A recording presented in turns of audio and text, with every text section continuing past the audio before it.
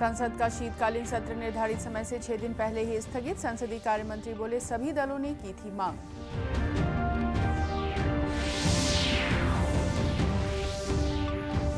केंद्रीय स्वास्थ्य मंत्री की राज्यों के स्वास्थ्य मंत्रियों के साथ महत्वपूर्ण बैठक। कोरोना संकट पर होगी बात।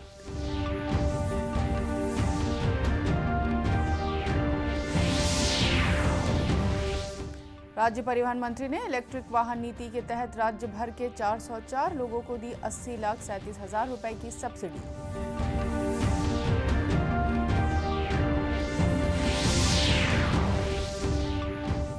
और कवर्धा में रायपुर प्रयागराज से रायपुर आ रही कार खाई में गिरी, 4 यात्रियों की मौत।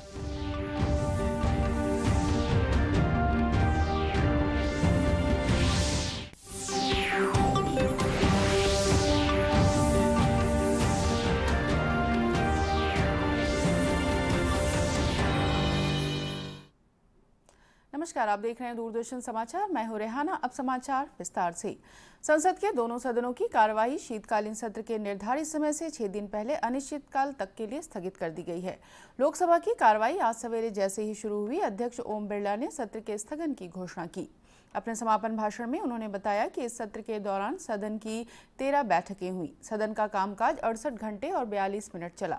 इस दौरान 7 विधेयक पारित हुए और 9 विधेयक पेश किए गए। श्री बिरला ने बताया कि सदन की उत्पादकता इस दौरान 97% रही। संसदीय कार्य मंत्री प्रहलाद जोशी ने बताया कि कार्य मंत्रणा समिति की बैठक में यह तय हुआ था कि इस सत्र को 23 दिसंबर को समाप्त किया जाए। सभा में ये 13 सिटिंग्स में 9 बिल्स इंट्रोड्यूस हुआ है, 9 बिल्स, 7 बिल्स पास हुआ है। ऐसे ही 9 बिल्स राज्यसभा में पास हुआ है। कुल मिला के दोनों सदनों में पास। जैसे आप जानते हो, supplementary demand and excess demand were discussed for more than 9 hours, and 2 bills, that is multi-state cooperative societies amendment bill and Jan Vishwas amendment bill 2022 were referred to the select committee. Joint committees of the both the houses of parliament, a motion भी adopt हुआ है। 2 short duration discussion,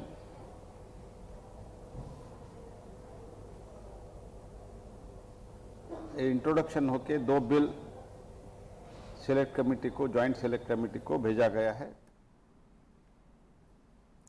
संसद का शीतकालीन सत्र 7 दिसंबर को शुरू हुआ था। इसे 29 दिसंबर तक चलना था। इस बीच क्रिसमस और नव वर्ष को देखते हुए कई विपक्षी दलों ने इसको समय से पहले समाप्त करने का अनुरोध किया था। दुनिया भर में बढ़ते कोरोना संक्रमण को देखते हुए देश में सक्रियता बढ़ाई जा रही है। केंद्रीय स्वास्थ्य मंत्री डॉक्टर मनसुख मंडाविया आज कोरोना की स्थिति पर राज्यों के स्वास्थ्य मंत्रियों के साथ वर्चुअल बैठक कर रहे हैं। श्री मंडाविया ने 2 दिन पहले एक उच्च स्तरीय बैठक की थी। उन्होंने कहा था कि कोविड अभी समाप्त नहीं हुआ है और इस संक्रमण के फिर से उभरने की स्थिति को देखते हुए अधिकारियों को पूरी सतर्कता और तैयारी रखनी होगी। कल कोविड स्थिति, स्वास्थ्य के बुनियादी ढांचे और टीकाकरण अभियान की स्थिति का आकलन करने के लिए प्रधानमंत्री नरेंद्र मोदी की अध्यक्षता में उच्च स्तरीय बैठक हुई थी। बैठक के दौरान प्रधानमंत्री ने ढिलाई नहीं बरतने की चेतावनी दी और कड़ी निगाह रखने को कहा। उन्होंने दोहराया कि कोविड अभी खत्म नहीं हुआ है। श्री मोदी ने अधिकारियों को विशेष रूप से हवाई अड्डों पर निगरानी उपायों को मजबूत करने की सलाह दी।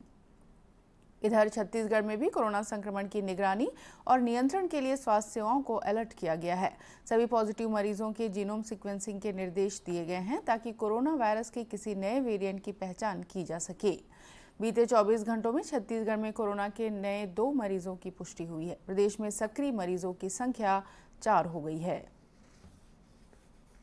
मुख्यमंत्री भूपेश बघेल कल बलौदाबाजार जिले के कसडोल विधानसभा क्षेत्र पहुंचे। भेंट मुलाकात कार्यक्रम के दौरान उन्होंने ग्रामीणों से बातचीत की। मुख्यमंत्री ने लाहौद गांव में 52 करोड़ 41 लाख रुपयों की लागत वाली 46 परियोजनाओं का लोकार्पण और भूमि पूजन किया। इस दौरान उन्होंने आम लोगों की सुविधा के लिए कई घोषणाएं भी की।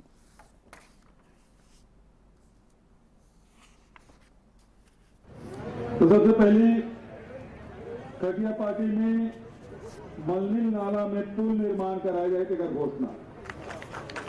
कुशपुरा बिरघोला दौनाझाड़ मार्ग में पुल पुलिया निर्माण सहित सड़क निर्माण कराई जाए तेकर घोषणा।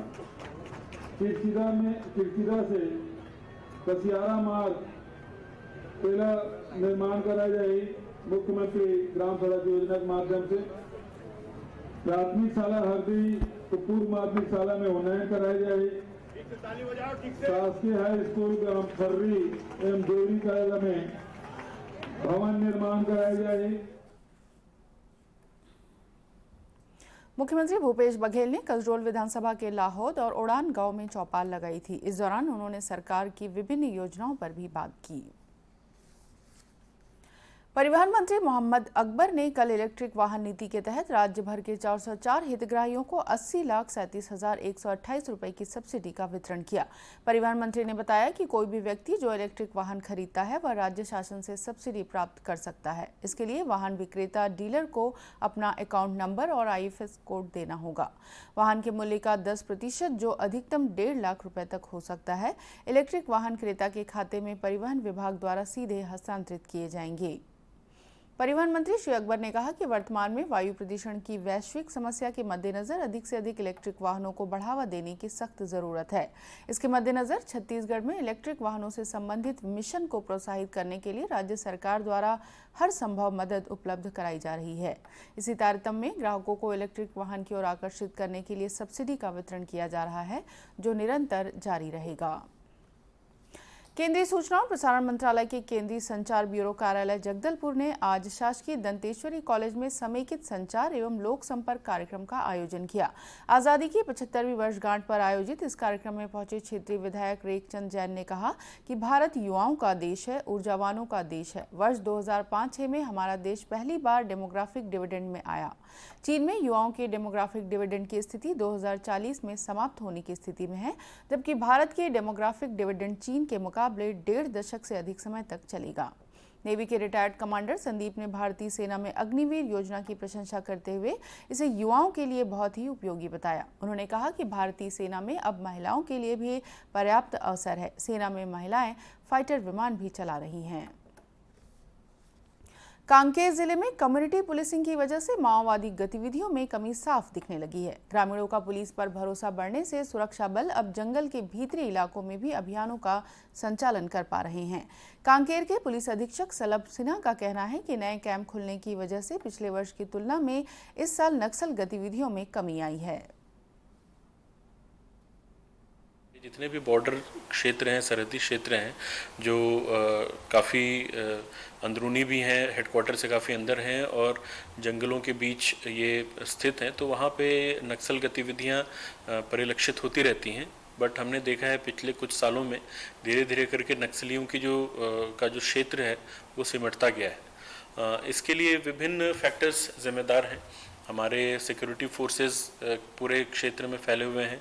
हमारे कैंप्स हैं, लगभग 65 अलग अलग लोकेशन पे कैंप्स हैं हमारे, और वहाँ से हमेशा एरिया डोमिनेशन हम लोग करते रहते हैं। साथ साथ बीच बीच में स्पेशल ऑपरेशंस करते रहते हैं। इंट बेस्ड ऑपरेशन, जैसे सूचना मिलती है तो उसके हिसाब से हम लोग ऑपरेशन प्लान करके अपनी पार्टियों को जंगलों में भेजते हैं। तो उसमें हमको क्षेत्र में अपनी एक डोमिनेट करने में फ़ायदा मिलता है। कांकेर पुलिस के मुताबिक पिछले 3 सालों में कांकेर में 6 नक्सली मारे गए हैं, 26 गिरफ्तार हुए हैं और 9 माओवादियों ने पुलिस के सामने आत्मसमर्पण किया है।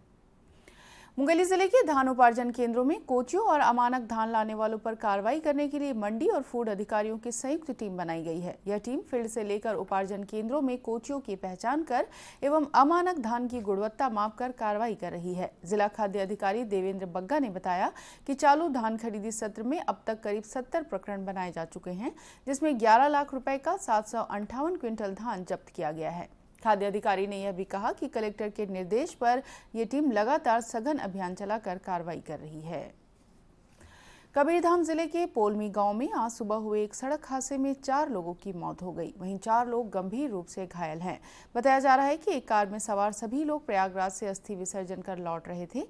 देर रात car Pandariya Bajag state highway पर स्थित पोलमी घाट पर अनियंत्रित होकर सड़क से करीब 50 फीट नीचे खाई में जा गिरी। आज सुबह कुछ ग्रामीणों ने दुर्घटनाग्रस्त कार को देखकर पुलिस को सूचना दी। कुकदुर थाना पुलिस मौके पर पहुंची, तब तक 3 यात्रियों की मौत हो चुकी थी। एक यात्री ने अस्पताल ले जाते समय दम तोड़ दिया। मृतकों की पहचान फागू यादव, सतीबाई, कौशल्या और मालती के रूप में की गई है। सभी लोग बेमेतरा और रायपुर के निवासी हैं। पुलिस ने घायलों को अस्पताल में भर्ती कराया है, वहीं शव को पोस्टमार्टम के लिए भेजकर हादसे के कारणों की पड़ताल की जा रही है। यीशु मसीह के जन्म दिवस के अवसर पर मनाए जाने वाले क्रिसमस त्योहार की तैयारियां तेज हो गई हैं। घरों और गिरजाघरों में सजावट की जा रही है। आकर्षक खिलौने, रंगीन कैंडल, सांता क्लॉज के मुखौटे, रेड कोट्स, जिंगल बेल्स एवं झांकियों में इस्तेमाल होने वाले सजावटी सामग्रियों की मांग बढ़ गई है। इन वस्तुओं की बिक्री केंद्रों में मसीही समाज के लोगों की भीड़ देखी जा रही है। क्रिसमस त्यौहार क्रिश्चियंस का मोस्टली बहुत पॉपुलर फेमस फेस्टिवल होता है। जो वही एक फेस्टिवल होता है जो पूरे साल में एक ही बार बनता है और क्रिश्चियंस लोग बहुत अच्छे से सेलिब्रेट करते हैं। और इसी में मोस्टली होता है कि सारे जगह से लोग वापस भिलाई आके अपनी फैमिली के साथ अच्छे से सेलिब्रेट करते हैं। क्या आइटम लिमिटेड आते थे, अभी आइटम बढ़ते जा रहे हैं, ग्राहकों की चॉइस भी बढ़ती जा रही है। तो स्टार तो बहुत बिकते हैं। मेन एक तो उनके ट्री चलती है, फिर ट्री डेकोरेशन के आइटम रहते हैं। उसमें ट्री डेकोरेशन में भी आजकल एक से एक आइटम आने लग गए उसमें सजाने के लिए। सांता की एक से एक कलेक्शन आने लग गई है। बेल्स में अलग अलग रेंज हो जाती है। बॉल्स बेल्स चलता है इनका, मेन वो रहता है। स्टिक्स में रेंज पूरी चलती है इनकी मतलब। और अभी दिनों दिन उनका जो रीत है, रीत में अच्छी अच्छी कलेक्शन आने लगी है। स्टेंसिल लोग ज़्यादा लाइक करते हैं। क्रिसमस पर्व पर गिरजाघरों में कैरोल सॉन्ग गूंज रहे हैं। सामूहिक रूप से आयोजित होने वाले कैरोल सॉन्ग में बड़ी संख्या में मसीही समाज के लोग जुट रहे हैं।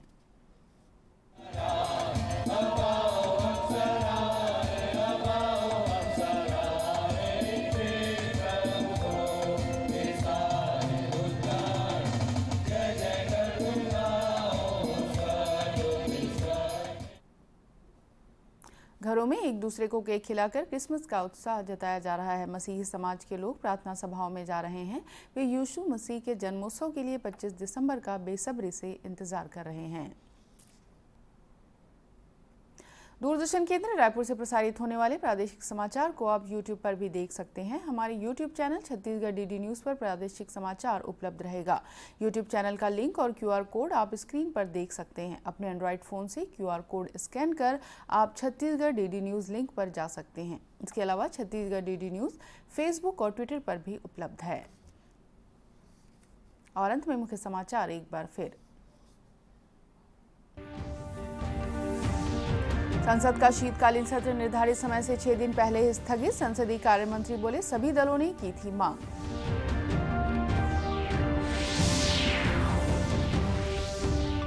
केंद्रीय स्वास्थ्य मंत्री की राज्यों के स्वास्थ्य मंत्रियों के साथ महत्वपूर्ण बैठक। कोरोना संक्रमण पर होगी बात।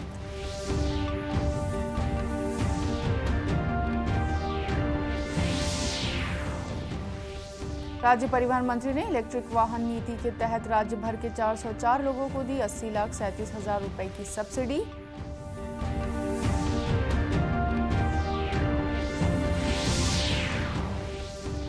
और कवर्धा में प्रयागराज से रायपुर आ रही कार खाई में गिरी, 4 यात्रियों की मौत। इसी के साथ ये समाचार बुलेटिन समाप्त हुआ। नमस्कार।